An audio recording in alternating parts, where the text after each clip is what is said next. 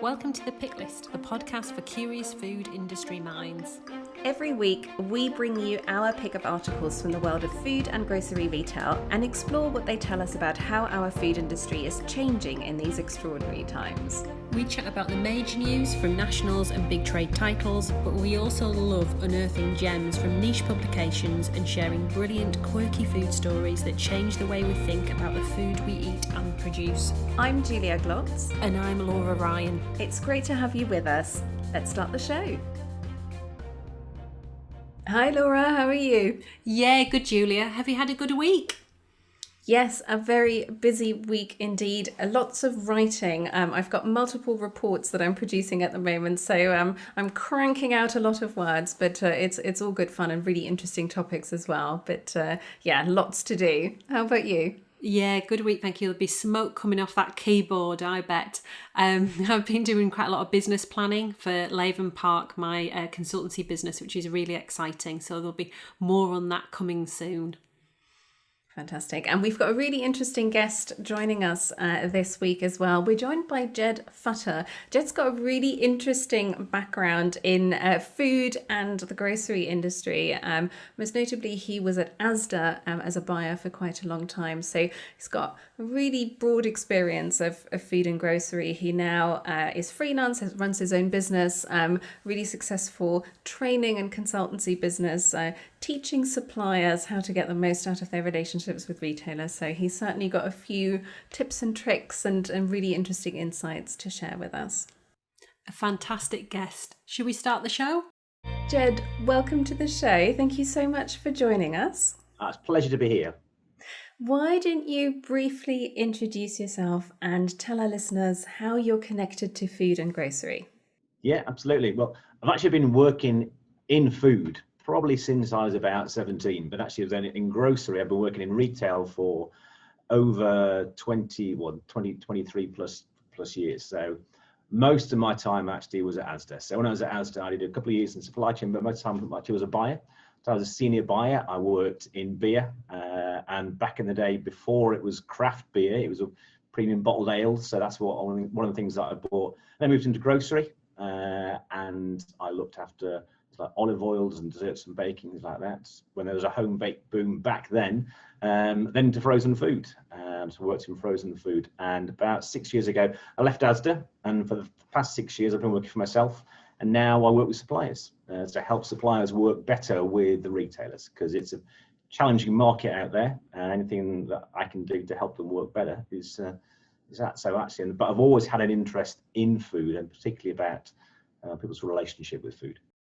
Excellent. And I think that sort of broad range of experience that you've had at sort of various bits of the supply chain, all sorts of different categories, I think tees you up quite nicely for our show as well. We've got quite a broad selection of articles to discuss this week as well. Why don't you tell us about the first article you picked for us? Yes. So the first one that I've got is actually, it's about vertical farming. And it piqued my interest because actually farming is something that, I've had an interest in back to my childhood. And actually, when you see how farming has changed and actually how it is changing, and actually the whole way of vertical farming, and actually one of the things that what they talked about actually is how you can actually have farms actually in urban areas. Particularly, actually, for me, one of the things to talk about is in supermarkets. So how can you actually have vertical farming and actually farming integrated within supermarkets? I think it's something that they've done in the Netherlands already. And actually to do something like that in the UK, I think would be a fascinating way to actually get fresh produce into really fresh produce into the stores. Plenty of challenges around it, but I think it's a different way of using land and space that's available. Absolutely. And I think the article that you picked, which was from Food Bev Media, if I remember correctly, I think it was quite interesting. They clearly have sort of hooked this around some pretty chunky investment that one of the sort of vertical farm operators, one of the leaders in that space, InFarm, has just managed to secure $170 million in funding. I think it sort of speaks to the potential that clearly exists in that sector now. that we're seeing that level of investment. Ocado, of course, they've also made some pretty sizable investments in some vertical farm operators. So yeah, it's interesting to see how exactly that's going to be implemented in store. I think M&S have started kind of sniffing around that area already, haven't they? And it just adds a bit of theatre, doesn't it? It does. I mean, if you think about particularly the larger format stores, one thing that they've got actually is space. So they're all talking about, so well, how do we use this space? And actually, well, there's all the different options that they can. Think about how a lot of them have used their space. That might be for a dry cleaner or a locksmith. Well, actually, why not use it for food? So, and actually, then you talk about food miles. You're not going to get any closer than that, are you? So actually, but obviously, like all of these things, comes with challenges. So how are you going to run it in store? Because the one thing that we see in stores at the moment actually is colleagues at time is challenging. So who's going to run it, and actually how would that work? How would the space work? So there's a lot of challenges to overcome, but I think it's a really interesting way of using space differently in all sorts of formats, and actually getting fresh food into city centres, because I think that's something that we've got to try and look at what we can do with space, particularly with city centres. We've seen what's happening at the moment. City centres are struggling. So actually, well, what can we do with the space to revitalise them? Anything that offers healthy produce, I think actually has got to be a good thing. Julia, what's your first pick this week? So my first pick this week is from The Times. It's an article by Ashley Armstrong called "Asda Bidder Has an Eye on Reaching for the Sky." It also happens to be a perfect example of how quickly the news cycle can move at the moment, because it's about some of the plans that Lone Star, the private equity group that was in the running to buy Asda, had for some of Asda's property portfolio. I say was, of course, because since that article was published on Monday, Lone Star has in fact pulled out of the bidding process. Anyway, this article still raises a really interesting topic that I think is worth discussing regardless of what's happening with that particular sales process. Namely, and this is something that Ged's already touched on, how do you get maximum value out of a store estate at a time when retail space is under pressure? And one particular strategy is to look at air rights, which is essentially looking at the space above supermarkets, which the retailers would have the right to develop, and then using that space to build homes and offices typically. It's an approach that Tesco is already taking at several sites in London, and the article says 2 years ago, Tesco said they thought they could generate £400 million from their air rights. Sainsbury's has also made a pretty tidy profit from redeveloping a store in Vauxhall in South London along similar lines.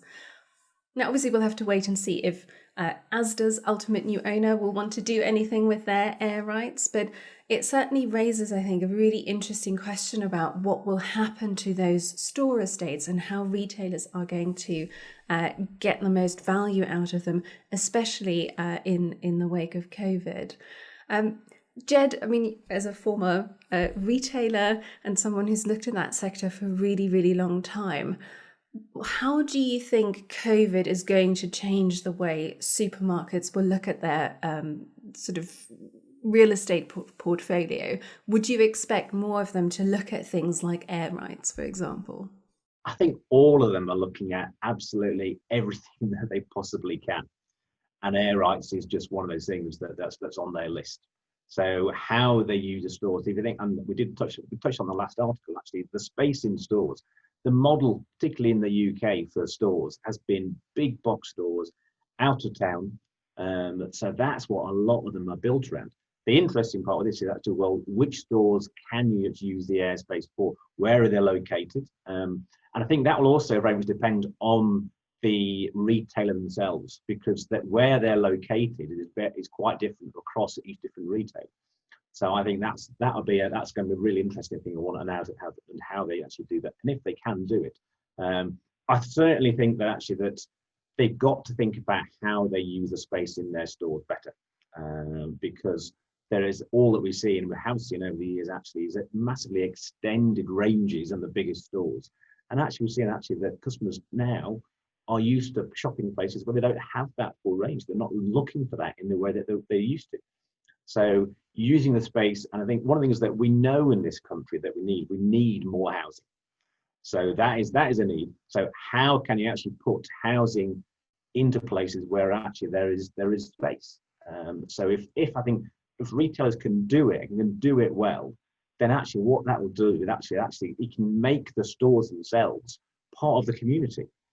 And I think that's where, and if a retailer looks upon it in that way and think about how do we actually make our stores the center of a community rather than just looking at it, well, this is what we can do to raise more money. I think that then becomes a very different proposition, and that then becomes something that a retailer can stand behind. And actually then that gives customers a reason to be there.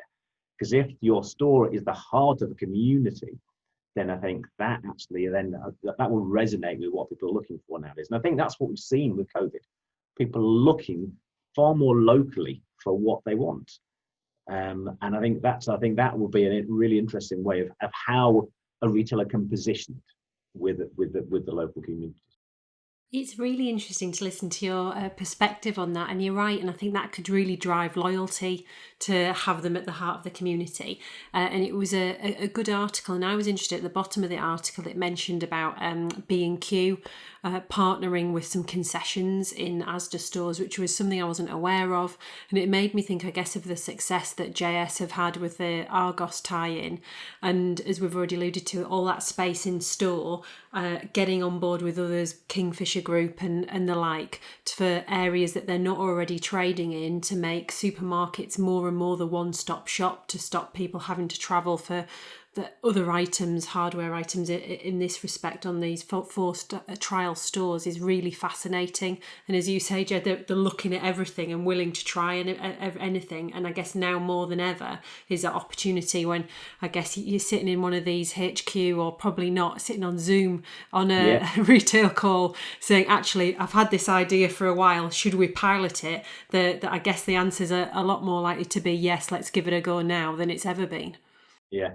One of the other interesting parts I saw in that actually was that there was the link with the EG group, Euro Garages group, and actually Asda talked about, well, the article talks about trialing with convenience. I think the days for trialing with convenience are well and truly gone. I think we know that there's only to trial it. That's what customers want. So actually, it's well, how are you going to partner and get in there and do it? So you don't need a trial to see if customers want convenience. We know that they want convenience, and actually want it now. The answer is yes. Yeah. Laura, what's your first pick this week? My first pick this week's from the Grocer, and it's John Lewis and Waitrose to roll out joint loyalty scheme.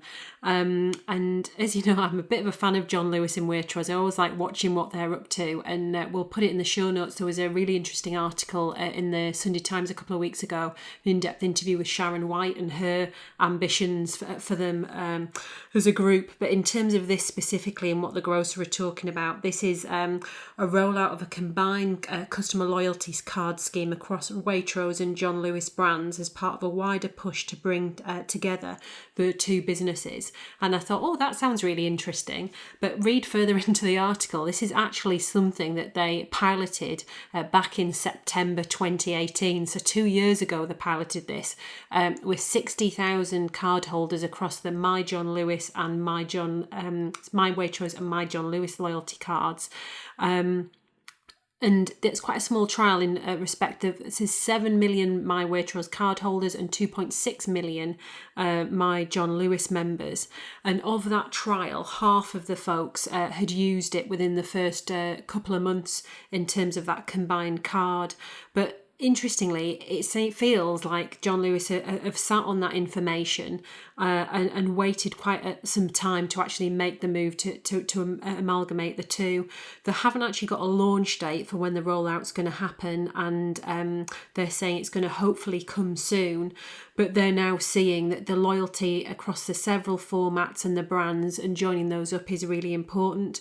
And I guess why wouldn't it be? There's so much press at the moment in terms of the move to johnlewis.com and the breakaway from Ocado, what that's meaning for them, the huge amount of real estate that they've got and what they're going to do with that. And it's been interesting to just talk about what Asda are up to. And there's been a lot of press about, the Oxford Street store in particular, and maybe leasing quite a lot of that and turning the top floor into a restaurant potentially. But I guess the big thing in terms of pressing and included in this article is the fact that Sharon White, the chairman's, had to say that the group will not pay its staff an annual bonus next March, which is the first time since 1953. So as a group, they're up 1.1%, and that's driven all by Waitrose. John Lewis itself was down 9.7% as an individual estate. What are your thoughts, Ged, when you're looking at Waitrose and John Lewis? It's such a huge business across the two groups, and so many decisions have to be made. What are your thoughts? Well, John Lewis, it's one of these businesses it's been part of my life since childhood. So I can remember going to the John Lewis in Nottingham when I was a kid with my parents, going out there for sort of doing shopping over there, and remember never knowingly undersold, all these different things. And actually, so it always stood for quality, for reliability, and also for knowledge. So the colleagues and the staff that work there, always, you think if you went to those stores, then you knew you'd speak to someone who knew that they were talking about. And that's what it seems to have. It's not moved with the times. Then actually, it's lost what it had. And actually, so it has got a huge challenge ahead. I think John Lewis and Waitrose have, and I think how they combine. For me, if they just try and combine, then actually all they're doing is holding on an older customer base. And actually, then you're right about 7 million customers or card holders for my Waitrose, 2.6 for my John Lewis. For me, I would imagine that there's a huge amount of overlap between them. There's not really much new in there. How are they going to get new customers in there? And actually, well, it might be the cynic in me, but when I heard him say, well, hopefully come soon, actually, well, any retailer that uses the phrase hopefully basically has got to be thinking a bit more than that. And actually, but what are the benefits? Yeah. So if you're going to have a loyalty scheme, there's got to be really clear benefits. And actually, if you just think about one of the things Lidl, they've launched their own loyalty scheme lately, and the benefits are absolutely clear. So you've got to be really clear. And I think one of the things that John Lewis and Waitrose are still yet to find is it's that identity. And any retailer needs to have a really clear identity. The retailers that have got clear identities are the ones that actually will win. Yeah. Because the customers know what you're going to get, and they know why they're going to go there. And actually, you've got to give the customers a reason to go there. And actually, it's got to be more than just a loyalty card. And do you think, and you're totally right about making sure it's clear to the customer what the benefits of that card is, and is it the flip side as well about making sure them as a partnership are using that big data, and I know that gets bandied around so much, but actually targeting that effectively to understand who their customers are, what they want, and to deliver to them. And I guess the optimist within me hopes that John Lewis could invest effectively to be able to do that, because they come from a place, as you say, with quality and all that heritage, and then to be able to use that to their advantage. I would also say, I think I'm sort of reasonably optimistic on that as well. I think they've definitely got some challenges on their hands, and I think looking at getting younger shoppers engaged with both brands, I think is obviously a really important focus. On the other hand, I think there is a lot of goodwill still attached to those brands. Jed, the way you talked about sort of early memories being connected to a brand like John Lewis in particular. So it feels like there is a reservoir of goodwill that should hold them in good stead.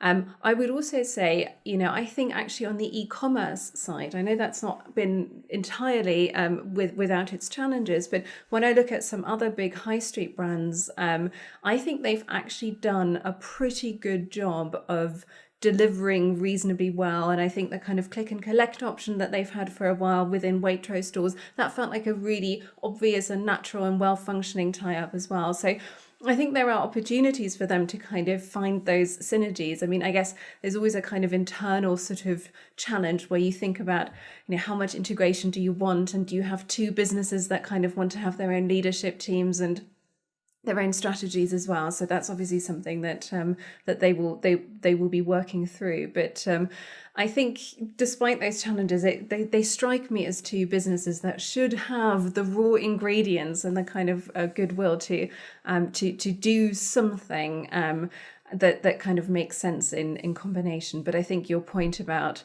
just being super clear about that proposition. I think the comparison to Lidl Plus, I think is well made. You just know what you're getting. You get a £5 off if you spend that much. Great. Yeah. I know exactly what I'm getting here in terms of benefits. The other thing that the John Lewis partnership have got is that they are partners. All the people that work for John Lewis and Waitrose are part of the business. So they have got a reason to make it work, because they're partners in that. If they used properly, that's got to be a really powerful motivation for everybody in there. So that, I think that it's how you unlock that. And actually, you're right. There is a lot of, and maybe in certain parts of the society, in the sector and population, there are a lot of positive feelings towards John Lewis and Waitrose. And I think if they work with that market, then I think they'll be successful. If they try and go completely mass market, and then they are trying to see, well, okay, we're going to be the same price as Tesco, and Tesco are going to be the same price as Aldi, then they lose their identity. And actually, well, say this is who we are. This is what the food. There are foods here that you cannot get anywhere else. And in John Lewis, there are products here. Come to us, talk to us, and actually, if they get their e-commerce right, and then the whole click and collect with the Waitrose, then I think it's a really powerful combination that they've got. But they got to get it right. Absolutely. Ged, what's your second article for us? Second article for me was one that is in the Observer Food Monthly, and actually it's something that I'm passionate about. I'm passionate about food, passionate about quality food, and actually the most important thing actually is about kids, and actually making sure that kids are eating proper food, and particularly in schools. I still remember back to my school dinners, and actually that's back in those days when school dinners were made in schools. And you think over what's happened. I mean, obviously I left school quite a few years ago, but you've seen how the industry's changed and how schools they're having to cut costs. And actually, we saw it already with Jamie Oliver in school dinners. So that was a kind of precursor to the article of what's happened. And actually, it's an ex-chef who started working with schools. So it's London-based, and actually is going in and using chefs within schools to prepare the ingredients. And actually, what they looked at is actually, well, how much does a school meal cost, and then how much would it cost with them? And actually, the costs initially are slightly higher, but actually that's about the wages. But actually what the chefs can do is, because they've got relationships with their produce and their food suppliers, then they can actually source food much cheaper. So actually over the long term, what you are getting actually is actually you're getting a much better quality of food. And actually we know that if kids are having better quality meals, then they will learn better. And what they get is, from an early age, is they get a really good positive relationship with food, and they understand what food is, where it comes from. So for me, that's why it stood out to me, is because actually that's one of the things that we've got to get right in the future. We've got to get children's relationship with food much better and more understanding than it is at the moment. Totally. I thought it was a really interesting read, and just a inspirational initiative. And I really liked, you alluded to that point, I really like the way they looked at costs, because as you say, yes, there is initially an increase and some of the ingredients might be more expensive. But I think the article made quite clear that, if you are getting a trained chef into your school to cook those dinners, you're also getting someone who's actually got brilliant expertise at making the most out of those ingredients. Yeah. So, you actually end up in some cases having lower costs. I think they gave some examples where the sort of average cost of a meal came down from £1 to 80p. They looked at kind of, the cost of buying in bread, for instance, versus baking it within the school. So I think it challenges, I think, quite a few sort of misconceptions where perhaps your initial reaction would be, well, this is all fair and well, but it sounds terribly expensive. But actually there are ways of really driving up food quality and doing that in a way that can actually save costs as well, let alone saving costs for the health system, later down the line.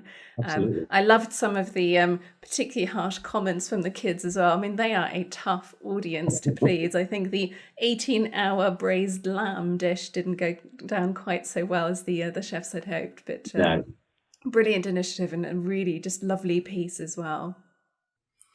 I like the way in there as well it talked about the less waste. I thought that was really, not only as you say about the cost there, but the fact that because they're used to dealing with that product and working in a commercial kitchen, that they actually waste less food as well. But you're totally right, Jed.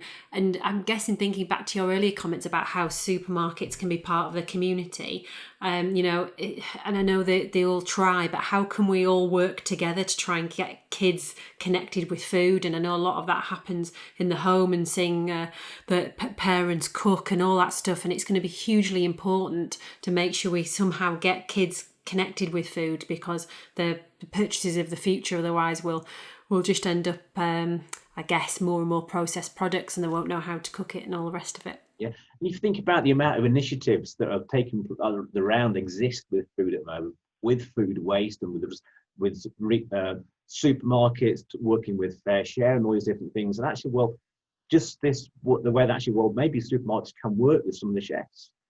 So what is stopping them actually from working with the chefs and actually the food going to schools? Because the chefs know what to do with this food that comes in. They're going to be cooking it the next day, so it's not going to be hanging around. So for me, it's about thinking differently. And actually, that's why when I look at all these articles, be it either in the supermarket or how you use food in the schools, it's thinking differently. And actually, if we start to think differently, but what that requires us to put a little bit more effort up front. And I think that's the big change, actually, is if you put the effort in up front, then the returns longer term are going to be better for everybody. But so that requires a fundamental shift in how we're doing, because actually at the moment we're kind of stuck on I want it now and I need it now. So that's a very different way of working. Yeah.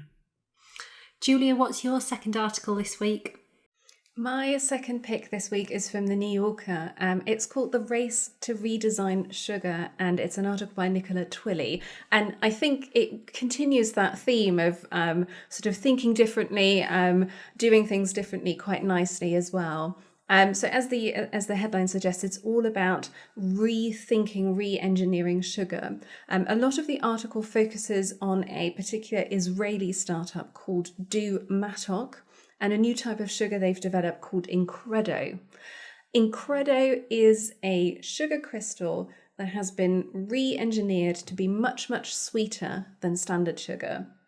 So you basically need to use less to achieve the same level of sweetness. They're quoting some examples there. There's a certain sort of type of biscuit where they've managed to use 40% less sugar using Incredo. Consumer acceptance seems to look pretty promising too, at least according to what the article says. They've done a number of taste panels with consumers, and a pretty high proportion seemed to prefer, in fact, the Incredo sweetened version to the normal one. And they're now in the process of bringing this new sugar to market. They've got a partnership with Südzucker, the European sugar giant, and they're also about to launch a partnership in the US. This, of course, all comes at a time when there's a lot of pressure on food manufacturers to reformulate to take sugar out, to show that they are committed to creating healthier options for consumers and for children in particular. This is a considerable challenge because, as the article explains brilliantly, it's a very long read, but it's really worth sticking with. It just has some fantastic sort of facts and figures and geekery about sugar, things I never knew about rare sugars. But part of the problem is that sugar is really quite tricky to replace. Sweeteners have come a long way, but they still don't always deliver on taste and performance, which is why Incredo and other sort of alternative sugars that are being developed is such an interesting approach, because rather than trying to replace sugar with a sweetener, it's sort of looking at the original ingredient and just finding a way of redesigning it so it performs better. The way they've done this is pretty incredible, and in very broad brushstrokes, it involves blending sugar with tiny grains of silica. This creates a much more soluble sugar, which then rapidly saturates your taste buds, meaning you get a really potent hit of sweetness, and the food manufacturer gets to use less sugar. Now, this particular startup that's made Incredo, they're not the only ways, they're not the only ones to look at redesigning sugar. Lots of big companies involved as well. Tate & Lyle is featured in the article. Nestle used a similar sort of principle when it created a restructured sugar to make its Wowsums chocolate bar. If you remember Wowsums, they were launched here. That didn't quite work out. It didn't particularly land with consumers. Which sort of speaks to some of the challenges that a lot of these kind of alternative sugars or rare sugars that the article talks about still faces. There are costs involved, but also consumer expectations, and meeting consumer expectations around sweetness and the way sugar-sweetened food and drink should feel and perform is still really quite tricky. So you kind of come away from that article feeling like there's so much brilliant innovation, lots of exciting development happening in that space, but there is no immediate silver bullet in sight. Ged, what did you make of it? There's a few things in there that tickled my fancy, and there's when I was reading through it, and I kept thinking about, there was a certain sketch that was on TV a good few years ago, and actually I thought, knowing what customers are like, they'll see it and they'll say, right, it's half the calories, so I can eat twice as much. So that's one of the things. But the other thing that is interesting, I thought about actually is that with the Incredo actually is the guy invented it. So the guy invented it actually. He invented it. And he's 96. So and he's retired. So he's retired at 101. So maybe he's got the right thing. Maybe if he's been using Incredo for that many years, and maybe there's something to it. One thing that was scary was the amount of sugar that people are eating. So the average American's eating about 19 teaspoons of sugar a day. So for me, sugar is one of the biggest challenges that I think the industry has got, and actually it is part of our relationship and part of it as human beings. So looking for sugar, so we know it's an instant source of energy. So our body craves it. So actually, it's the whole relationship with sugar that needs to be addressed. And how we address that certainly it's not a silver bullet with a different formulation. So that's something about. Again, I think that does go back to using the right foods with kids at an early age. So how do we change our relationship with sugar? And I think that's, for me, that's the massive challenge. So rather than saying well, we can get a new sugar, how do we change our relationship with sugar? So that's yeah, I mean, there's a huge amount of stuff in there actually though. And why is there? Because obviously sugar's big business. So that's why people are looking to actually to reformulate it, because it's a massive business. I really like your comment there about retraining your brain as an absolute sugar addict.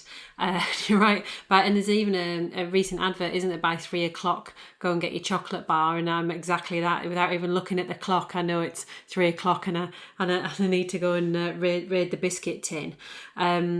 and it's because that's instilled in you from an early age that chocolate's a treat and it's good and Yeah. it powers you on. And you're right, actually, is it too late in life for adults to be having this conversation now? And is it something that we need to be expanding the relationship kids have with food? And but yeah, it's too tempting. I know for me anyway, with all those sparkly wrappers at the checkout, I'll have a couple of those and power me on. I certainly think the idea of, setting kids up to not be overly kind of keen on sugar, I think is an important consideration, and having those sort of good quality school meals, I think is a big part of that. I guess on the other hand, I think innovation like that has a really important part to play as well, because it's easy to say we should have a different relationship with sugar, and we should just, instead of sort of trying to re-engineer things, we should just not eat so much sugar, which is of course true, but also really difficult. And so I think it's probably about sort of looking at some of these things as more of a kind of interim solution or a step towards a healthier alternative, because I think if we're just waiting for people to cut back on their sugar consumption just like that, without offering them products and alternatives that make that a little bit easier, I think that's also asking quite a lot. But I think the article ends on that note as well, doesn't it? It's sort of saying it's all very exciting. It's all very exciting and really good to see. But ultimately, we should just be eating less. But that's easier said than done. I mean, I think you're absolutely right. Actually, if there's anything that nudges people in the right direction, has got to be a good thing. Laura, what's your final piece for us? So my second pick this week is from The Verge, and it's Amazon launches luxury stores to separate the hoi polloi from haute couture. And this is all about their new venture called Luxury Stores. And it says, can shopping on your phone be a luxury experience? It's unlikely, but not stopping Amazon's latest attempt to get high-end brands on board. And this week it's launched these luxury stores, and it's a new way for brands to present their wares to discerning customers on Amazon's mobile app, with high-end ready-to-wear brands such as Oscar de la Renta as their official partner.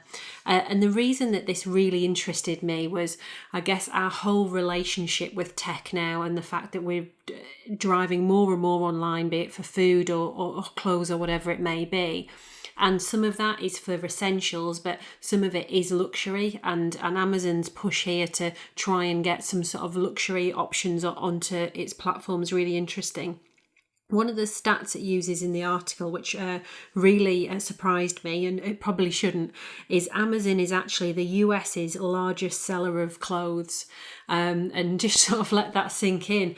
I guess, yes, we probably all buy bits and pieces of clothing from Amazon, but to think they are the number one in the US it is really interesting. And I guess seeing the opportunity that it's not all just about cheap and fast fashion where they're currently positioned, and actually some of this luxury products where we've been used to those experiences on the high street, which aren't necessarily as available or as enjoyable at the moment, where Amazon are now exploring online. And they're going to have interactive features which they'll roll out, including consumers to be able to explore styles in 360-degree detail and better visualize fit, making shopping for luxury easier and more engaging. And I think that's the key, isn't it? And I guess we touched on it a little bit when we talked about John Lewis as well. If you're going to charge more for something, it's got to have that extra stuff, be that service, expertise, and what is all of that, and that experience if you're not there physically. And that's why I was really interested to see what Amazon are going to do with this, and it may be some tech that others will copy. There wasn't anything in the article that I'm not seeing that other clothes retailers are doing.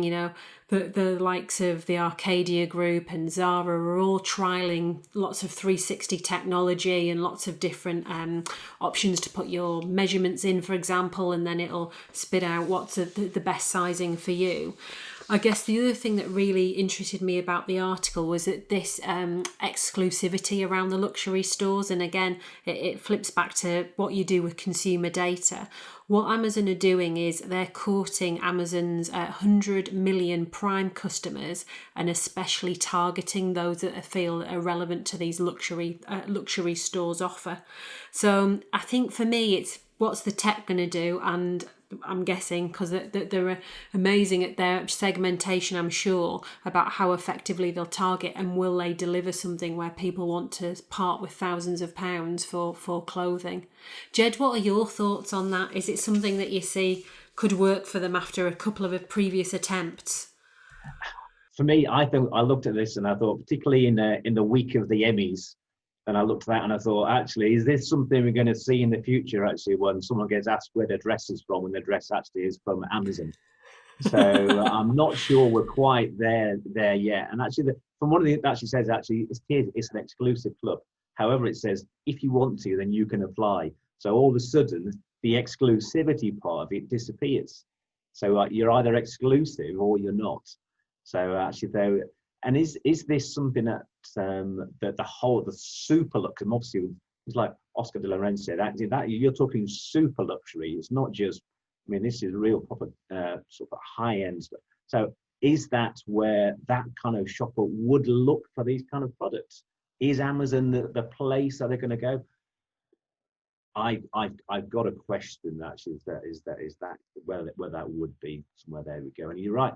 With other retailers, well, why would the retailers actually would not just have their own platforms? Because all of a sudden, then you've got somebody else that's taking another cut of what you want, and actually, is that the right customers that you want? The Amazon Prime customer. So is it Amazon Prime Plus if you want something that's super luxury? It's a bold. Is it a bold move? I think it probably is, but I don't see this as something that actually that will be something that have a huge part of part of their success long term. You're not putting in your application this afternoon. No, that's not. It's not going to. I won't be applying to part of this non-exclusive club. I mean, it's certainly in terms of timing. I think now, if you're going to try something like this, I think now is a good time to do that, because you are not competing with a really nice in-store experience. You know, you've got shoppers already trained to look on e-commerce sites, and I think even though I think some retailers are doing some really nice stuff to try and sort of bring their products to life and have a bit more storytelling. But I think a lot of it is still quite functional when you look at sites in terms of how products are presented. So I'm not sure. I think as long as the service is good, you know, I could see Amazon obviously being really good on the fulfillment side, being really good with returns, like all of that. I think especially if you're buying stuff and you want to try on lots of different options, you know, I could see that they would potentially have a lot to offer there. I know they've tried moving a little bit more into the sort of premium beauty space as well. And they do certainly have a challenge in kind of making consumers think about these high-end luxury products and sort of indulgence when they think of Amazon. But I think there's an opportunity there for them. I'm certainly interested in what they're trying to do with this whole sort of shop within a shop concept as well, to try and really have a slightly different look and feel to that particular section of the website. I feel like, particularly when you look at sort of the grocery retailers, e-commerce sites, we're still such a long way from having anything that kind of tells the story of that food. I mean, maybe you get a little bit of a banner and slightly more copy, but most of it is just so super basic. So sometimes you wonder that, you know, if Amazon is doing something particularly interesting around sort of branding and giving retailers or brands a slightly more attractive space, whether that's going to filter down to some other e-commerce practices down the line as well.